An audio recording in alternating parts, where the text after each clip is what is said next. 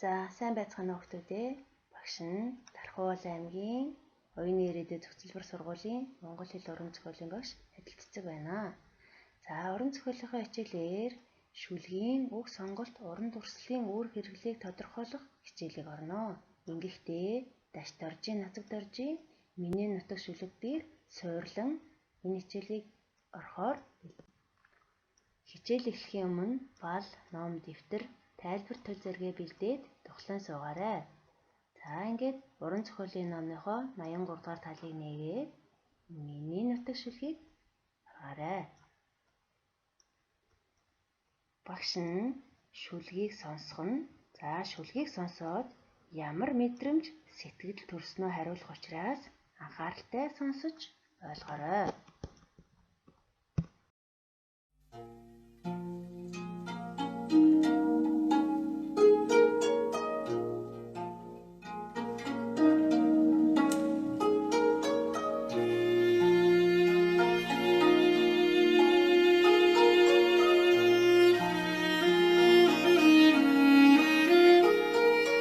Хэнти хангай саяны өндөр сайхан нуруунууд хойд зүгийн чимэг болсон ой хөвч уулнууд минин шарган номины өргөн их гоёуд өмнө зүгийн манлай болсон элсэн манхан далайлууд энэ бол миний төрсөн нутаг Монголын сайхан орон.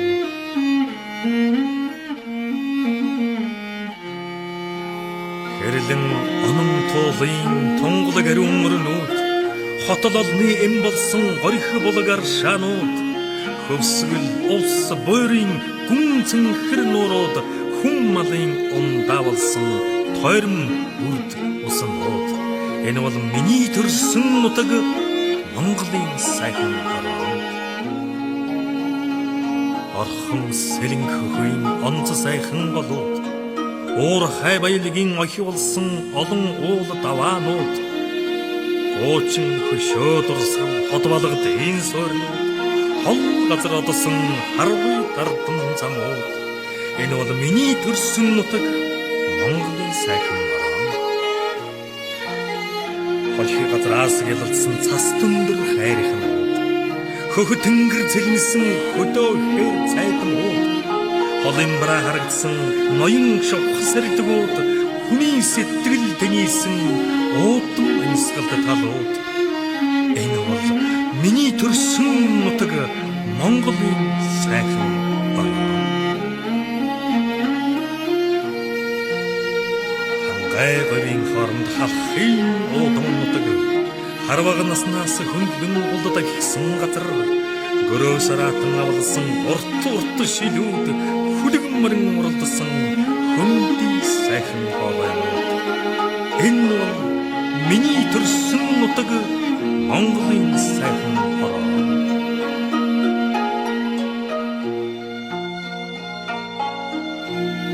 Нарийн өг сургасан малын сайхан бичээл нааш цааш сүлжиг тэнэгэр сайхан дөрвөн цагийн улиралд дураараа нөхөн нутагтай таван зүйлийн харьяаны хөрс шороод газартай энэ бол миний төрсөн нутаг Монголын сайхан орон.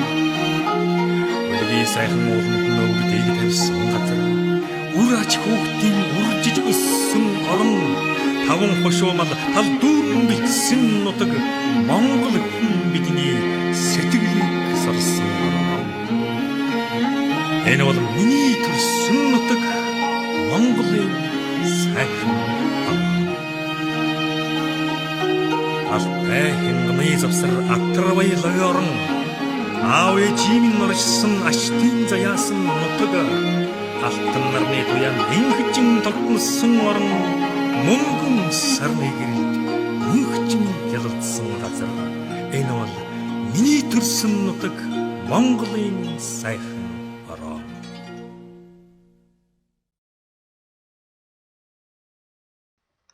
За, шүлгийг сонсоод чи юу мэдэрсэн бэ? За, шүлгээ сонссноо ойлгосноо сайн бодоорой. Шүлгийг сонсоод чи юу мэдэрсэн бэ? Чамд ямар сэтгэл төрсөн бэ? За багш нь энэ хичээлийг урд нь орж ирсэн учраас хүүхдүүд ингэж хариулж байсан. За хөдөө очисон юм шиг сайхан мэдрэмж төрлөө. Өдөөгийн сайхан байгаль нүдэнд харагдаж чихэнд сонсогдох шиг боллоо гэж хүүхдүүд хариулж байсан шүү. Харин чамд ямар мэдрэмж, ямар сэтгэл төрсөн бэ? Юунаас болоод яагаад ийм мэдрэмж төрж байна вэ? Яг ямар үг хэллэг ийм мэдрэмжийг төрүүлж байна вэ хүүхдүүд ээ? Яг ямар үг хэллэг ийм мэдрэмжийг төрүүлж байна вэ? Энэ асуултад хариулахын өмнө утгыг мэдэхгүй үгийн тайлбарыг хамтран олцгоё. Утгыг мэдэхгүй үгийн тайлбараа хамтран олцгоё. За багш нь дараах үгсийг одоо та нарын утгыг мэдэхгүй байх гэж бодоод орууллаа. Нуруу, хөвч, манхан, тойрон, бүрд, аршаан, хайрхан, цайдам, сардаг, шил, хоолой гэх зэрэг үгсийг утгыг мэдэхгүй байх гэд орууллаа. Та бүгд зохиолын хам орчмын утгаас дараах үгсийн утгыг таамаглан бичээрэй. Ингэхдээ сурагчийнхаа 83 дугаар үгсний зохиолоосоо хараарай.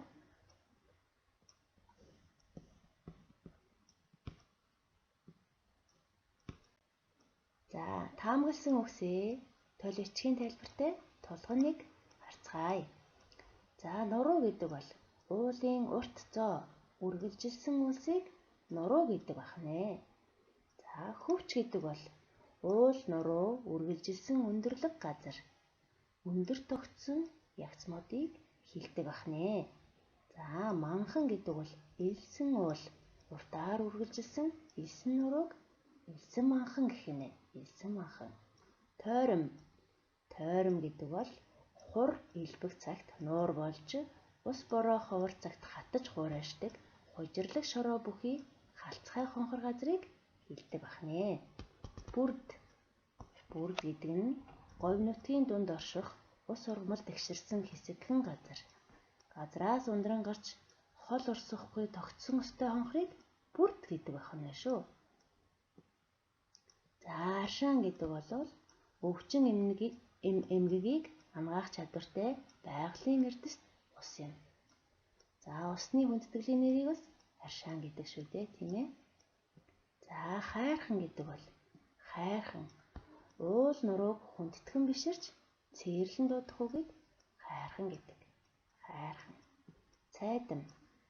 Цайдам гэдэг нь хөндий уудам тал хужир марц ихтэй газрыг хэлдэг бахнэ. Сардаг мөнх цаст уулыг сардаг гэдэг бахнэ. Уулын ноён ориглыг хэлдэг бахнэ. Уулын шил. За, уулын шил гэдэг бол уулын өндөрлөг хянгыг хэлнэ. Уул толгодын ард тал. Өндөрлөг ард талыг хэлэх юм. Хоолой. За, хоолой гэдэг бол хоёр уулын хоорондох өргөн тавиу газрыг уулын хоолой гэх юм шүү. За, ингээд үгийн тайлбараа мэдэж авсан болохоор багш нь нэг удаа уншаад өгье. За, сая үгийн тайлбарт гарсан үгсийг багш нь тодруулсан байгаа. Маш сайн анхааралтай сонсож ойлгоорой.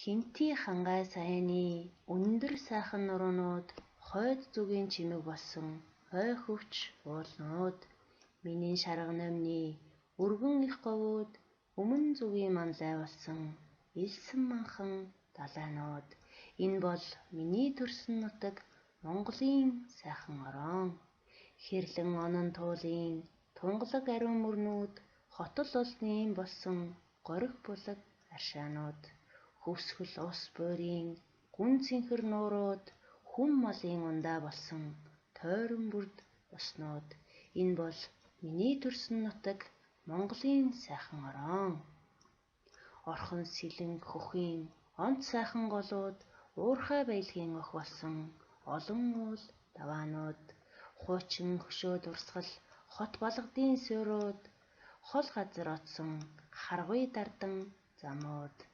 Энэ бол миний төрсөн нутаг Монголын сайхан орон.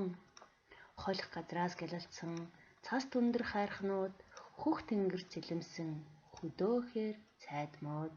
Холын бараа харагдсан ноён шавх сардгууд хүний сэтгэл тэнийсэн уудам амьсгалт талууд. Энэ бол миний төрсөн нутаг Монголын сайхан орон. Хангай говийн хооронд халахын удам нутаг хар бага наснаас хөндлөн гул тавьсан газар гөрөө саратан авалсан урт урт шилүүд хүлэг морин уралдсан хүндий сайхан хоолойнууд. Энэ бол миний төрсөн нутаг Монголын сайхан орон. За шүлгийн эхний бадгуудад гарсан уул ус нуурын нэрийг багш нь Монгол орны газрын зургийн зурагт байрлуулсан байна. За ингээд шүлгээсээ та нар хараад газрын зургийг хараад хаана байрлаж байгааг нэг олцгоё. За хинтийн нуруу Монгол орны зүүн хэсгийг хамарч байрладаг юм байна. Зүүн хэсэгт байгаа. За хангай нуруу баруун хэсгийг хамран байрлаж байна. Саяны нуруу гэхээр Монгол орны хойд хэсгийг хамарж байрладаг байна. За минингийн тал гэхээр зүүн Монгол орны газрын зургийн зүүн хэсэгт байрлаж байгаа. За Дорнод аймгийн нутгийг эзлэн байрладаг байна. За шаргын говь. Шаргын говь нь Монгол орны баруун хэсэгт байрлаж байгаа. За номны говь мөн баруун урд хэсгийг эзлэж байдаг байна. За хөвсгөл ус буурийн гүн цэнхэр нуурууд гэдэг мөр байгаа тийм ээ. За хөвсгөл нуур маань манай Монгол орны хойд хэсэгт байрлаж байна. Ус нуур маань Монгол орны баруун хойд хэсэгт байрлаж байна. За буур нуур маань Монгол орны зүүн хэсэгт байрлаж байна. Зүүн хэсэгт байрлаж байна. За ингээд уул ус нуурын тогтцыг шүлэгт маань ийм сайхнаар оруулжээ. За энэ ташд оржийн нацагд оржийн миний нутаг шүлгийг одоо уншихад сонсоход чамд ямар мэдрэмж төрсөн бэ? Чамд ямар сэтгэл төрсөн? Яагаад ийм сайхан мэдрэмж төрсөн болоо? Ямар үг хэллэг ийм сайхан мэдрэмжийг төрүүлж байна вэ хүүхдүүд ээ? Дараагийн одоо хоёр бадгийг одоо уншаад хамгийн их мэдрэмж сэтгэл төрүүлж буй үгсийн дагуур зураарай.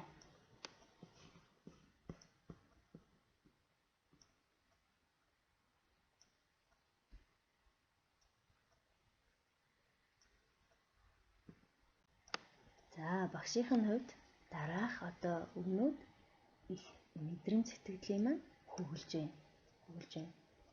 Та нар энэ хоёр бадгийг мэдэрч ойлгоод нэг уншаад үзээрэй.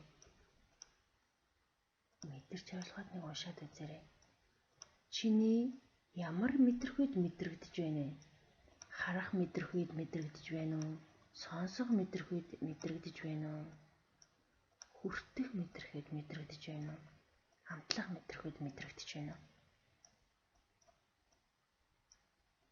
За нэг уншаад үзээрэй.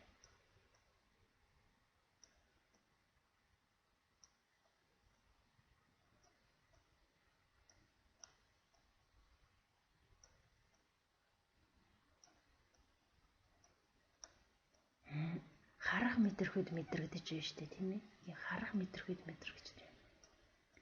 Тэгвэл ийм сайхан мэдрэмжийг төрүүлэхэд ямар үг чухал байна вэ? Энэ мэдрэмжийг төрүүлээд байгаа үг нь яг аль үг байна вэ?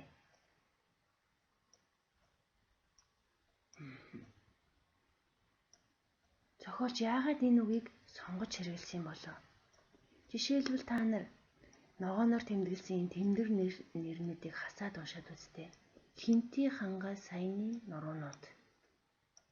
Хойд зүгийн ой хөвч уулнууд гэд хасаад уншаад үзэхээр утга нь яаж өөрчлөгдөж байна вэ?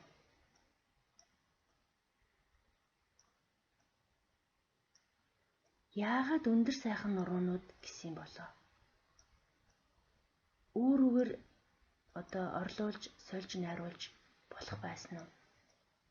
Ямар үгээр сольж найруулах байсан бэ чиний хувьд? Сайн бодоод үзээрэй.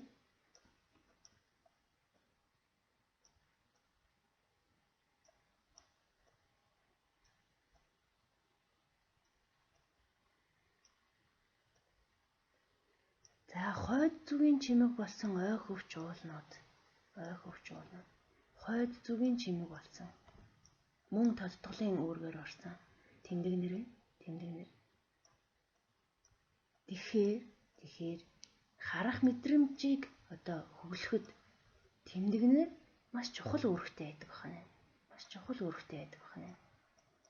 За мөн шүлэгт газар, усны нэрийг өгүүлсэн дарааллыг та нар ажиглаарай.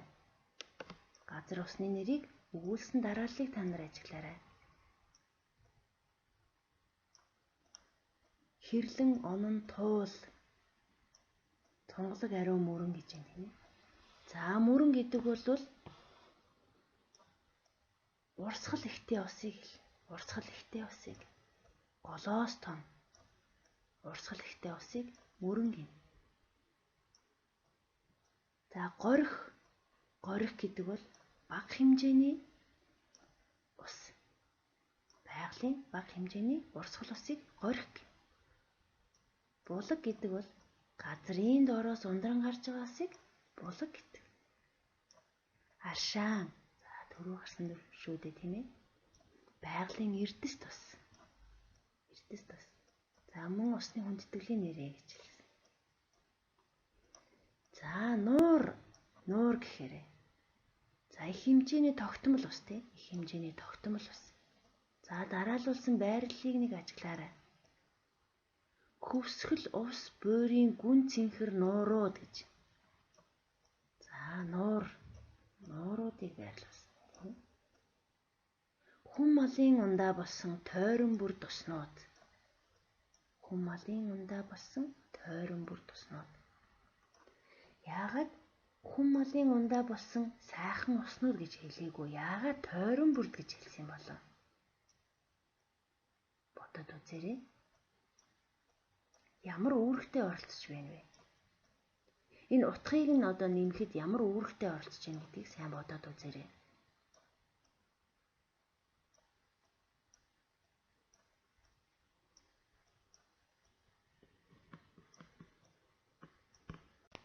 За дараагийн даалгавартаа орё.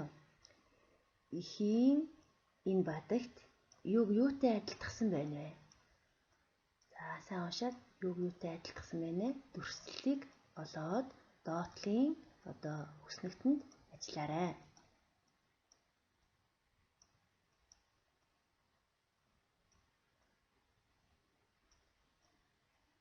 Зохиолч яагаад уран дүрслэлийг хэрэгэлсэн юм болоо? Зохиолчийн дүрслэл хэрэгэлсэн гол зорилго нь юу юм болоо? Дүрслэлээ олоод тайлбараа бичээд ажиллаарай.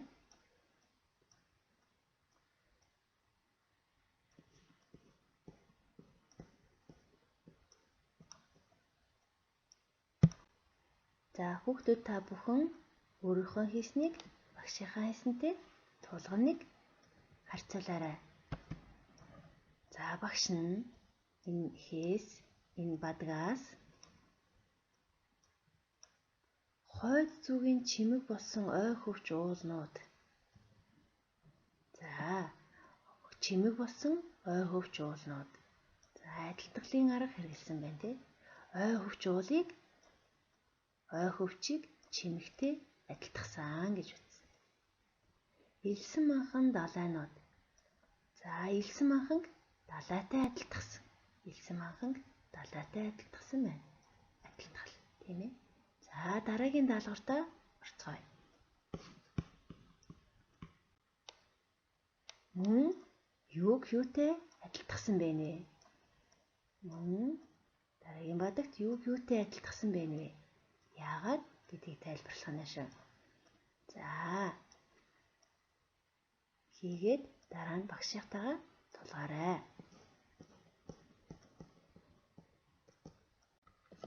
За багш нь дөрвөн мөртөнийг уншаад үгэй.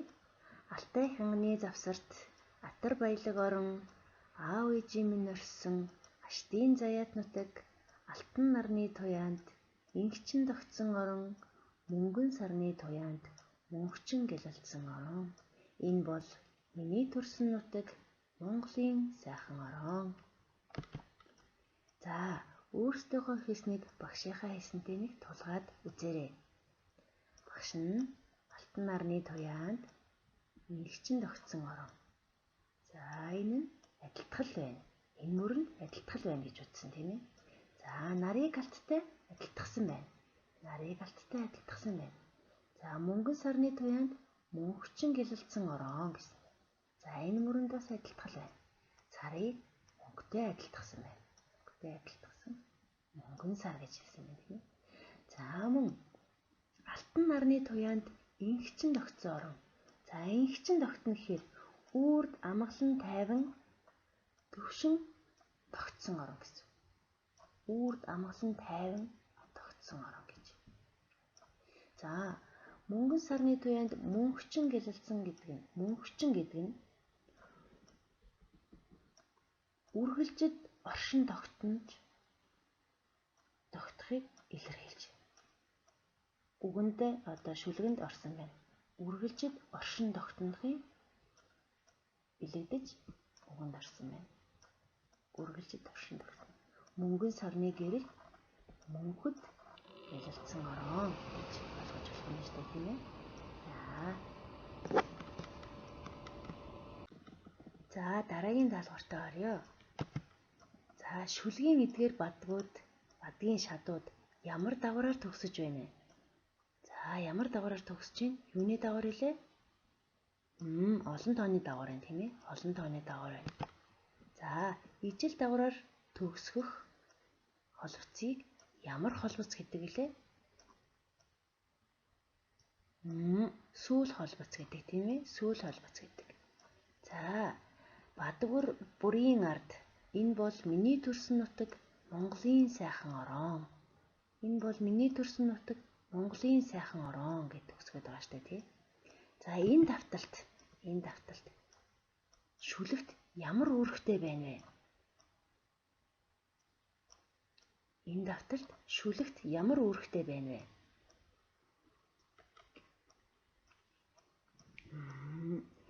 Шүлгийн утгыг эрчимжүүлж байна тийм ээ. Шүлгийн энэ бадгийн утгыг шүлгийн утгыг эрчимжүүлж.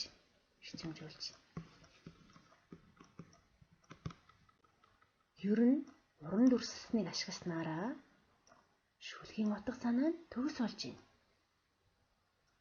Шүлэг уран яриу болж байна. Уншигчдад гүн сэтгэл төрүүлж байна. Байгалийн сайхныг мэдрүүлж байна. Оновчтой уран дүрслэл гэдэг бол яруу найрагт юмс үзэгдлийг нүдэнд харагдаж сэтгэл бодол төрслөхөд чухал үүрэгтэй байдаг байгаа нэ штэ хүүхдүүд ээ. За ингээд дараагийн даалгавартаа орё. Шүлгээс орон цагийг тодруулахдаа холбогдох дүрслэлийг ишлэл авч ашиглаарай. За шүлгийн орон цагийг нэгэсэндээ орчин нөхцөлийг тайлбарлах нь байна. Орон цагийг нь тайлбарлах нь байна. За хүснэгтийг харж байгаад хүснэгтэнд нөхөд хийгээрэй.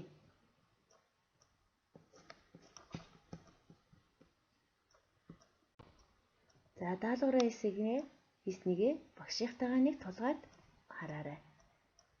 Хүннүү сүнүүгийн үеэс хөгшөд өвгдийн минь нутаг хөх Монголын цагт хүчрэхэг боссон орон он онд эдээшилж олон жил дассан нутаг одоогийн шинэ Монголын улаан төв бүрхсэн орон. Энэ бол миний төрсөн нутаг Монголын сайхан орон. За орны утга заасан үгнүүд байна тий. За хөгшөд өвгдийн минь нутаг. За хөгшөд өвгд нь энэ нутагт амьдардаг байсан юм шүү дээ. Хаана гэсэн утга илэрхийлж зааж.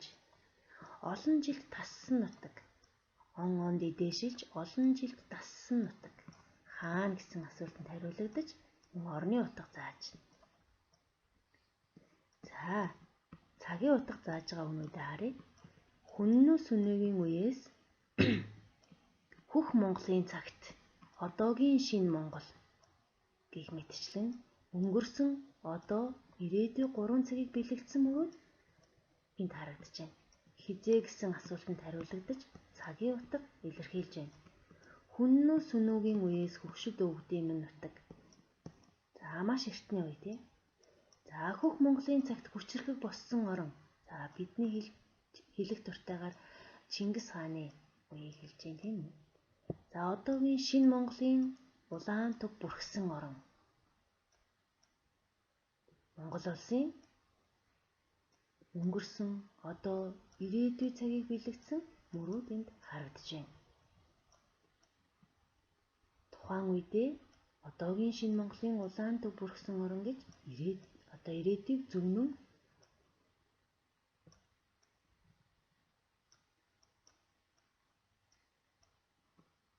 хэлсэн мөр харагдаж байна. За яруу найрагт цаг орныг ийхүү урнаар дүрсэлж болдог ахнэ. За дараагийн даалгавар маань нүүдэлчин ахуйтай холбоотой дүрслэлийг шүлгийн мөрүүдээс олох ийм даалгавар байгаа. Дараах хоёр бадгийг уншаад нүүдэлчин ахуйтай холбоотой дүрслэлийг олоорой. Нүүдэлчин ахуйтай холбоотой дүрслэлийг агуулсан мөрүүдийг олоорой.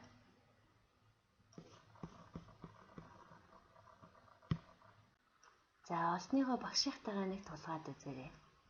За багш нь дараах одоо 2 бадаг шүлгээс 4 цагийн улиралд дураараа нүүх нутагтай гэж Монгол ахуйтай холбоотой мөр байна гэж утсан. 5 хошуу мал тал дүүрэн битэлсэн нутаг гэж. За монголчууд бид 4 цагийн улиралд дураараа нүүдэг шүү дээ тийм ээ. Дураараа үсний сайхан шимтэйг усны сайхныг сонгож буудаг. 5 хошуу мал тал дүүрэн битсэн гэхээр Монгол улс 5 хошуу малыг 5 хошуу малын аж ахуй эрхэлдэг. Тийм ээ. За тэгэхээр энэ Монгол аж ахуйтай холбоотой дүрслэл гэж үзэж багш нь сонгосон. За өнөөдрийн хичээлээ дүгнээд дараах асуултад хариулаарай. Миний нутаг шүлэг хэдэн бадгаас бүтсэн байна вэ? Миний нутаг шүлэг хэдэн бадгаас бүтсэн байна вэ? За та нар сурах хүчгээ хараад сурах хүчгээсээ тоолоод тайраа. За бадаг гэдэг бол аялах холбоцын нэг хэмнэлд захирагдаж тодорхой утга төгс 2 ба түүнээс дэш мөрөөс бүтсэн айзан хэмнэлийг бадаг гинэ.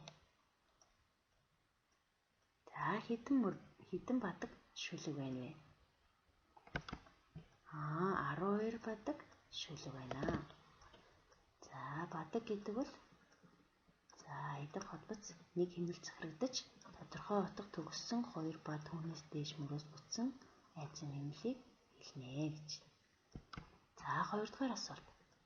Шүлэгт хэддүгээр биеэс өгүүлж байна вэ? Шүлгийг чи уншихад за нэг бадгийг уншаад үзтээ. Шүлэгт хэддүгээр биеэс өгүүлж байна вэ?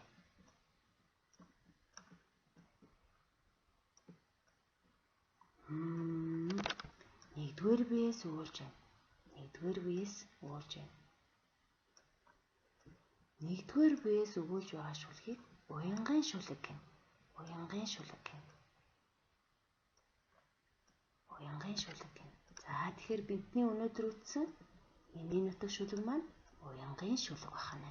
Уянгын шүлэг бахна. За 3 дугаар асуулт. Энэ шүлэгт зохиолчийн сэтгэл санааны ямар байдлыг илэрхийлж байна вэ? Ёгтлох өгөөдөх, цаашаа зөвтгөх, магтан багтах. Зохиолчийн сэтгэл санааны ямар байдлыг илэрхийлж байна вэ? Зохиолыг уншихад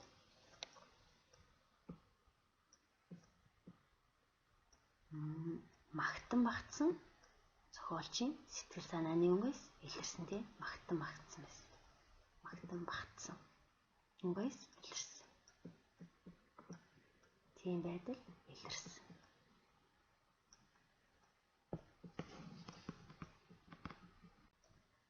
За дараагийн асуултад оръё. Монгол орны цаг улирлын онцлогийг шүлгийн агуулгад хэрхэн тусгасан байна вэ? За аль байдагт хэрхэн илэрсэн байна вэ? За та нар сурагчийнхаа зохиолоосоо хараад цаг улирлын онцлогийг харуулсан хэсэг хаана вэ?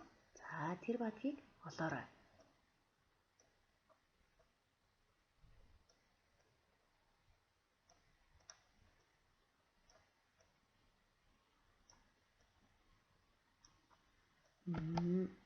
Өвлийн тэсгэм цагт цасан мөсөн бүрхээд болор шилийн өн гялтганаж гялалцсан орон зуны найртай улиралд цэцэг навч дэлгэрээд жигүүртэн шувуу холоос ирж гангар гонгор донготсон орон.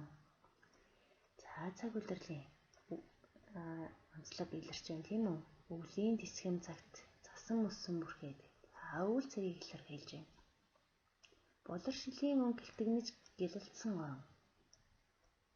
За зуны найртай улирал цэцэг навч дэлгэрээд жигүүртэн шувуу холоос ирж гангар гонгор донготно. За зохиолчийн үг сонголтыг сайн анхаараарай. Жигүүртэн шувуу холоос ирж гангар гонгор донготно гэж байна тийм. Зуны найртай улирал гэж. Зуны найртай улирал. Зүгээр зуны улирал гэсэнгүү тийм үү? Зуны найртай улирал гэж хэллээ. Найртай улирал гэхээр энэ илэрхийлж байгаа үгийн хүч яаж нэмэгдэж байна? Хэрхэн өөрчлөгдөж байна? Зуны найртай улирал цэцэг навч дэлгэрээд. За дараагийн асуултад оръё. Монголын хүүхдийн уран зохиолыг үндэслэгч энэ шүлгээрээ хойч үеийнхэнд чухам юуг эрхэмлэн загсан бэ? Монголын орчин үеийн уран зохиолыг үндэслэгч тийм ээ. Энэ шүлгээрээ хойч үеийнхэнд юуг эрхэмлэн загсан бэ? За шүлгийн мөрөөс олоорой.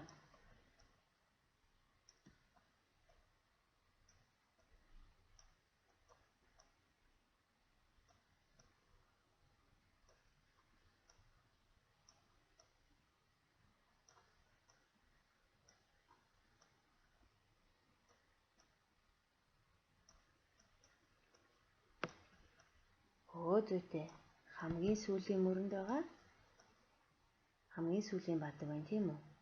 Өссөн төрсөн бидний үндэсний хайртай нутаг өмөлзөгч дайсан нэрвээс өтөр өшөглөн хөөн хувьтай энэ орондоо хувьсгал тусаа мандуулж хойчийн шин ертөнц дээр хүндтэй гавья байгуулъя гэдэг мөрөн тийм үү?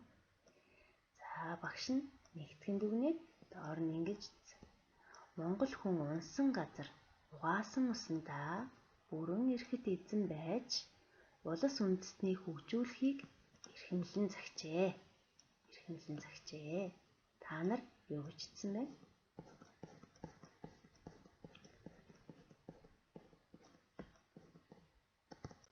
За өнөөдрийн хичээлд идэвхтэй оролцсон хүүхдүүдтэй баярлалаа. За гэрийн даалгавраа тэмдэглэж аваарэ. Өөрт чинь хамгийн их таалагдаж сэтгэлийг чинь хөдлөсөн 5 бадгийг цээжлээрэй. За цээжиж уншихдаа уран яруу уншаарай. Уран яруу уншаарай.